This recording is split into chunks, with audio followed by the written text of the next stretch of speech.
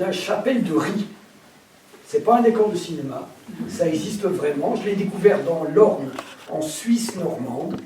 C'est un curé, justement à l'époque du débarquement, il a dit: Seigneur, si nous gagnons la guerre, je te promets, je ferai bâtir une cathédrale dans un village paumé, je pourrais vu Calvados.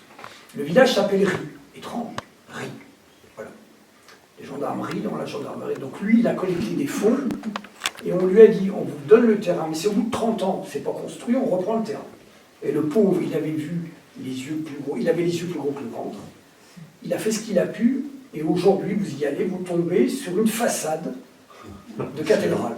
Dans un champ, on dit au départ, c'est un décor de ciné. Et ce pauvre, qu'est-ce qui lui est arrivé?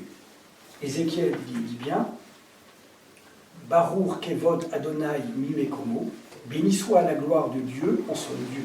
Dans la Torah, Dieu est le Dieu. Parce que quand les eaux se rassemblent, Hashamaim El Makom Ehad, le mot Makom signifie Dieu et lieu. D'ailleurs, aujourd'hui, on sait que, hormis notre planète, à moins d'en découvrir d'autres, il n'y a point de salut.